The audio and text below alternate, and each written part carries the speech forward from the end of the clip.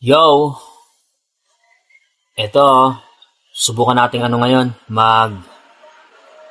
mag-review dito sa preview mag-prediction. Ito yung nilabas na pala ng ng flip top yung lineup or bracket ng Isa Buhay 2026. Ayan, nilabas na yung bracket ni Sir Ari. Para sa 2026, subukan nating i-predict to base lang sa opinion.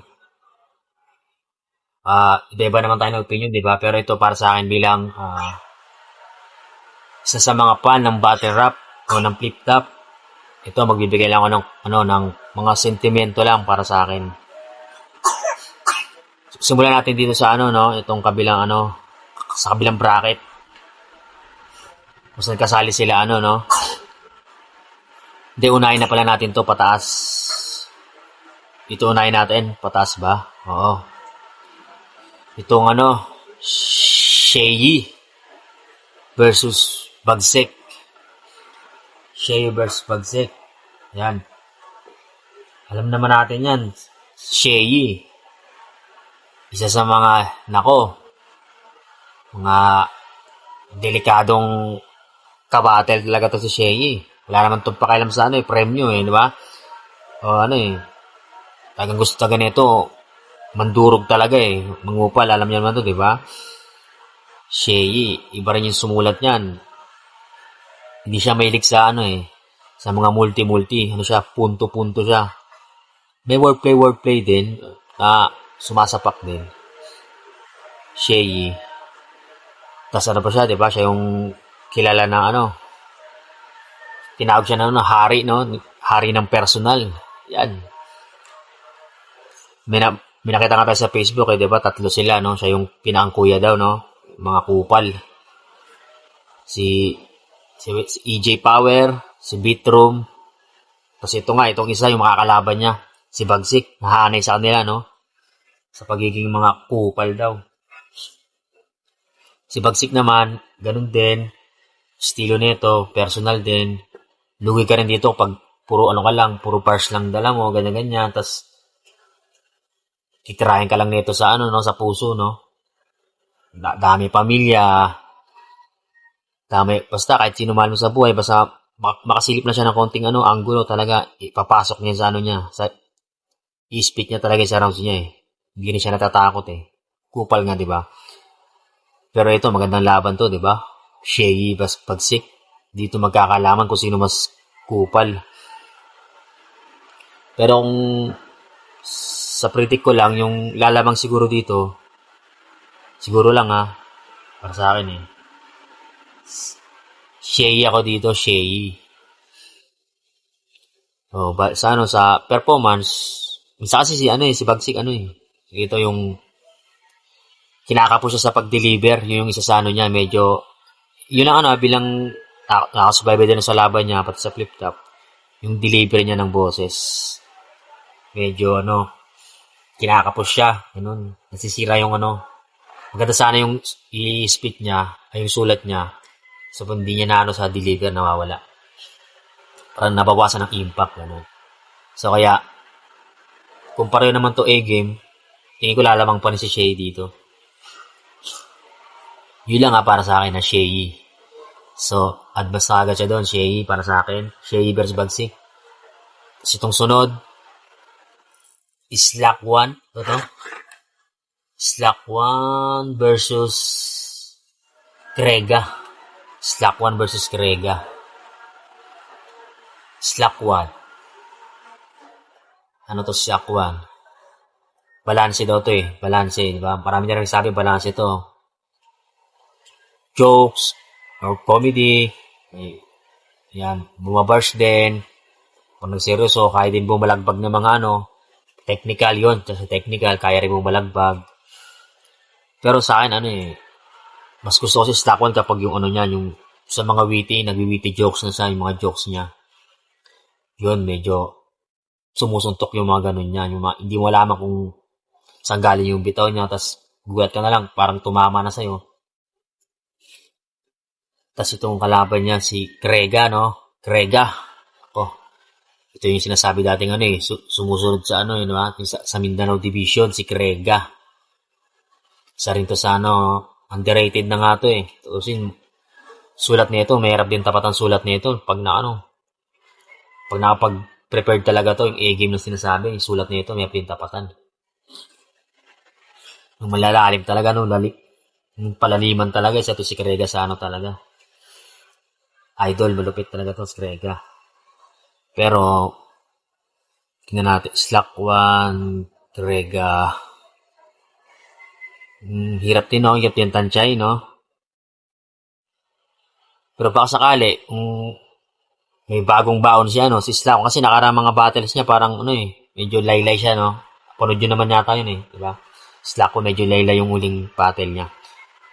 Bilang ano lang yun, bilang para sa akin, panlan to, huwag masyado yung ano, diba? Big deal, kasi marami naman tayong ano, opinion, diba? Pero mali mo, yung gigil niya lumabas ngayon, 'di ba? May bago siyang may bago siyang dalang dito sa armas, may bagong dalang armas. Panglalaban niya, no, ipagkikitil niya. Pwede ba sabi dito 'yon, no? Pagtatapos niya sa kalaban. Krega pag naka A-game din, hirap din talaga no. Parang gahibla lang, boboto ako dito. Predict ko lang. Kasi tagal din walang laban ni Krega. Si Slack 1, kunting ano lang to kunting pagpag mo lang to, magigising dito yung neto May ano pa rin to, may kupal side din to. Cheers. Ang tumba. Slack 1 ako dito, Slack 1. Slack 1 versus Krega. Slack 1 ako dito. Konti lang. Konti lang para sa akin lamang. Okay, sunod. Ano ba yan? Bruce. Si Bruce versus Killan. Bruce versus Killan. Pareho ano din to, no? Joker. Joker din. Kaso labang, nagmumulti rin pala si Killan. Kaso, parang mas si Bruce, di ba? Mas kilala siya sa multi. Kasi lahat ng laban niya, nagmumulti talaga siya Common na yung jokes, di ba? Pero multi talaga. Yun. Talaga nag-i-effort din siya doon din sa multi. Masabi mo talagang MC rin talaga o rapper na hindi pinapabayaan yung mga ganun kasi multi. Kasi maganda rin sa di ba? Pandinig ng mga nanonood, crowd, fans. Pero hindi naman binabase lahat sa multi, no? Pero yun nga, nakakadagdag siya ng exciting. Si Kila naman, no? Bagong to, no? Bagong Joker to. Isa rin to sa mga nagpapahagalpak ng tawa ko no? Posibleng di ko tumatawa dito kay Kila. Kahit sabi natin to.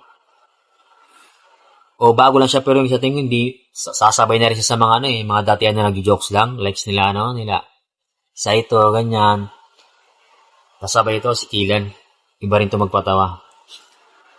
Saka nagmumulti rin to, may flow pa to, minsan nagpo-flow to. Narinig ko sa isang battle niya, hindi ko lang kung isang battle niya lang, pero nagpo-flow din to Mas malinis din yung pagkakabigkas. Pero kung babase ko sa huling performance nila dalawa, lalamang si dito, si Killan. Killan ako dito. Killan. Pero shoutout din kay Bruce. Killan versus Bruce, Killan ako. At ang huli sa last, si Rapian versus Goryong Talas. Goryo. Teknikalan to. Rapian, Goryong Talas. Si Goryong Talas, isa buhay finalist din to. Huling nakalaban niya si J Black. Dikit yung laban niya. Hindi ko lang kung ilang boto, pero dikit yun Yung tinalo niya si Apex yata, Semis yata yung tinalo niya si Apex, di ba? Nag-issue pa di ba? Pero wala na tayo dun. Ibang klaseng Goryong Talas din kasi nun. Nakasalang nun. May buo pa. Pero to si Rapian, gigil to lagi, no? Gigil, Rapian. Pinadala ng baras, Rapian. Pero sa deliver, mas trip ko yung pagdi-deliver ng Rapian Wag lang masyadong mahaba, no? Lalagpas ng mga 3 minutes, 4 minutes kasi parang bilang, para sa akin lang no hate, no? Idol Rapian, siyempre. Parang medyo, ang tawag doon, pumay na ba yon ganon? Ragi, ragging ba yun? Ragging?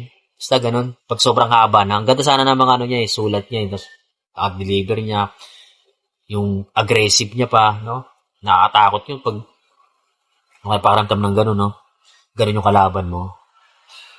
Siguro yung talas naman, chill lang. Parang alam mo yung parang gwapo lang siya na nagano, na gwapo lang na nanlalait, nangaasar, parang ganon lang. Technical din. Chill lang sa kanya, no? Hindi siya, parang hindi siya masyadong, hindi niya kailangan ng aggressive masyadong sisigaw-sigaw ng ganon. Pero, bumabakat din yung mga ano nun, punto. Kung babasihan ko naman, para sa akin ng ulit to, konti lang.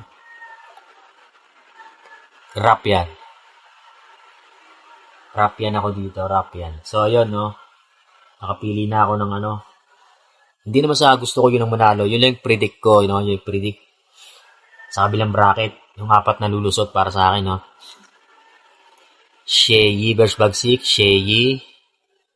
Slack 1 versus Grega. Slack 1. Bruce versus Kilan. Kilan. Rapian versus ko yung Talas. Rapian. Yun. Sheyi. Slack 1. Kilan. Rapian. Yun. Yung susunod naman yung kabilang bracket sa next video naman natin kasi medyo mahaba, no? Sa next video, susubukan natin yan. Yun lang, no? Isa buhay 2026. Ngayong April na yan. Sarap manood ng live niya, no? Sana mabigyan ng pagkakataon. Yan, shoutout. Bilang fan lang to, bilang fan ng battle rap.